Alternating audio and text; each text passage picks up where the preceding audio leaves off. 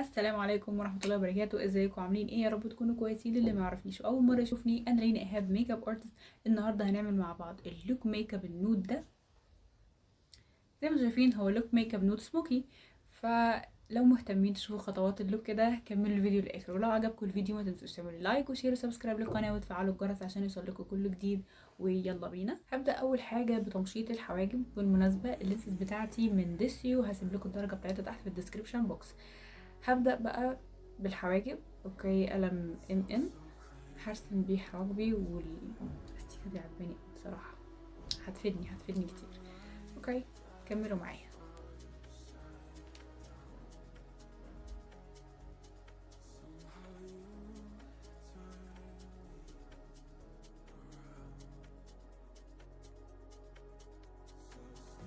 شايفين فايدتها؟ تمسح لو في زيادات، لو انا نزلت كده لتحت. احنا كده كده هننضف لسه بالكونسيلر، فاحنا برضو يعني هو من الاول برضو منضفين. وهنضف حواجبي بالكونسيلر.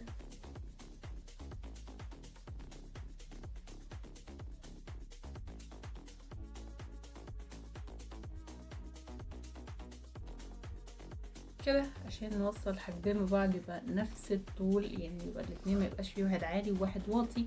فاحنا لما بنمشي كده يبقى احنا عايزين الحاجبين بنفس المقاس عشان نعرف نظبط الحاجبين زي بعض. نفس الكلام من فوق، وليكن كده مثلا انا بجيب من الحاجب ده الحاجب ده، فيبقى الستريك بتاعي كله واحد. اللي هو انا بحدد الحاجبين بنفس كمان العلم. هستخدم من بريتي وومن الدرجة الحلوة دي كده، هي بني محمر سيكة كده، في سنة اورنج سيكة يعني على احمر كده، اللي هو مش بني بني قوي. هجيب فرشة البلند دي واستخدمها. انتوا شايفينها كده الشعر بتاعها مش كله في سوا واحد، في منها عالي شوية ومنها واطي شوية، فهجيب الفرشة دي عشان ابتدي اعمل بلند هنا كده.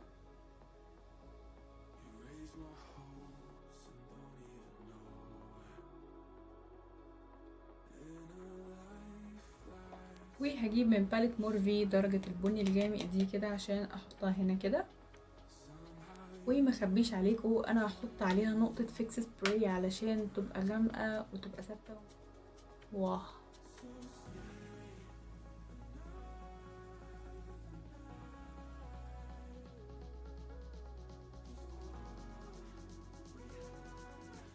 بس طبعا انا هجيب لون اغمق من ده كمان.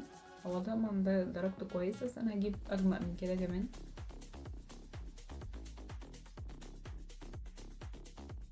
وحطيت سن اسود كده بحيث يدينا غمقان. عادي كان ممكن استخدم بني غامق او ممكن استخدم اسود، مش هتفرق كتير. فانا يعني فضلت ان انا احط سن اسود واحط بني برضو عشان يعني اغمق الدنيا من تحت كده. برفع شوية لفوق، بس طبعا مش هموه بدي. هجيب فرشة نظيفة وتكون فافلي كده شوية، فلافي تكون فلافي كده شوية. وهستخدم الفرشة الفلافي دي. بالنسبة الفرشة دي عزيزة على قلبي جدا، بحبها جدا في الدمج، يعني دمجها حلو جدا. انا بصراحة بحس يعني برتاح في دمجها كده لما هي اللي بتدمج الالوان. هسيب لكم اسمها تحت في الديسكربشن بوكس عشان ايه اللي هيسأل يعني وكده.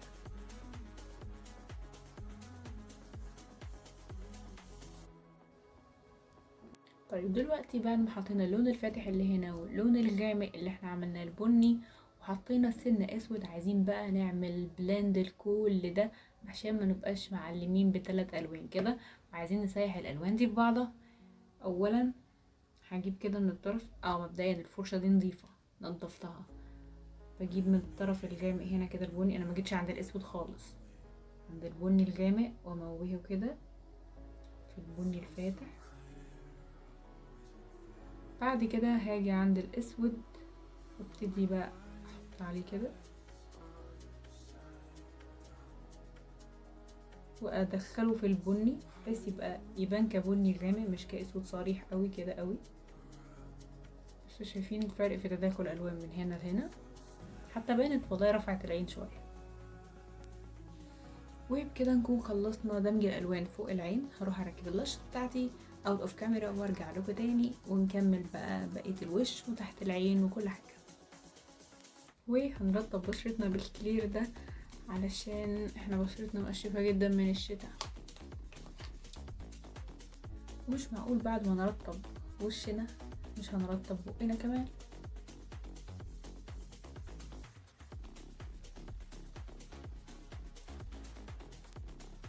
بصراحة حابة اتجنن واستخدم معاكم الفاونديشن ده من انجلوت، هو درجته 24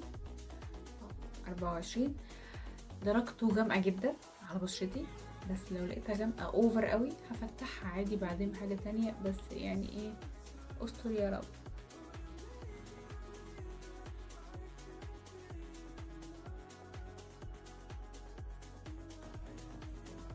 اوكي هو مجمقني سيكة بس ما حسيتوش الكفرج اللي هي الواو يعني، فهضطر اديله سنة كده من فاونديشن ماك عشان احس اني عملت ايه كفرج كده شوية.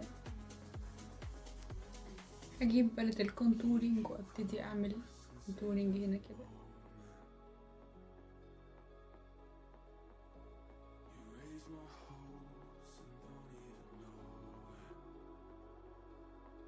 استخدم التنت الامور ده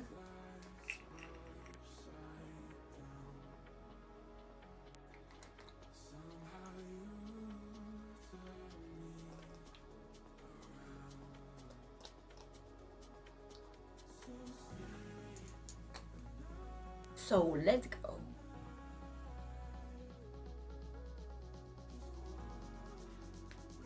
نلحق اللي بيتساقط ده. وهجيب اللوز باودر بتاعتي من دارس وعشان نشتغل تحت العين بقى. وهجيب قلم كحل اسود واكحل عيني من تحت، وبعد كده بقى عشان نبتدي نشتغل بالباودر عشان نظبط بقى شكل العين من تحت وكده. وبعدها جبت اللون الاسود من اي باليت اي شادو عادي، ونبتدي نثبت الكحل اللي احنا حاطينه.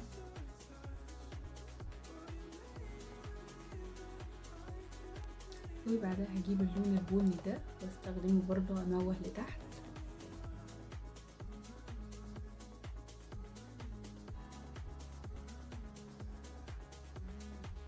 وبعدها هجيب اللون الاورنج اللي جنبه بالظبط ده، هجيب اللون ده واللي تحت اكتر واموه مع اللي فوق.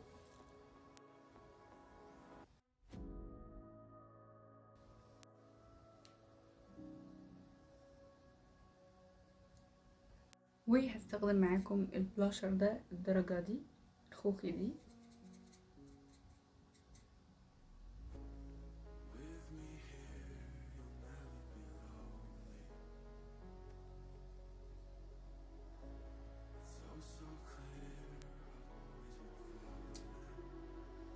وهمسكر الرموش بقى بتاعتي.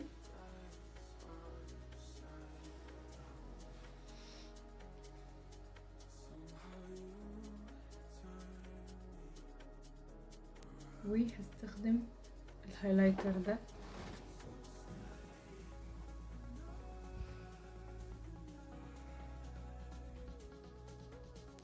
طيب يا جماعه نيجي بقى لمرحله الروج. انا من زمان وانا نفسي اعمل الميكس ده، هو قريب من اللون ده بس نفسي اعمل بقى الميكس ده. هوريكم هعمله ازاي، يعني من زمان وانا نفسي اعمل. هتشوفوها انا يعني مش هوصفها لكم اكيد.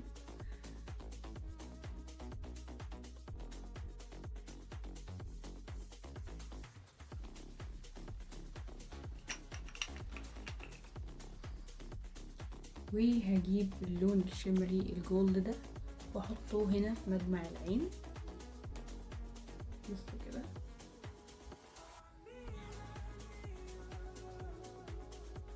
هندوس تاني احنا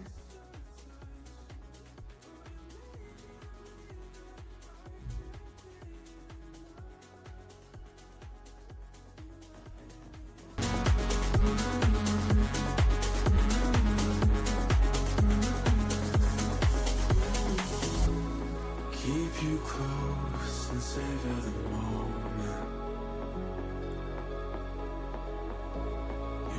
my hopes and won't even know it.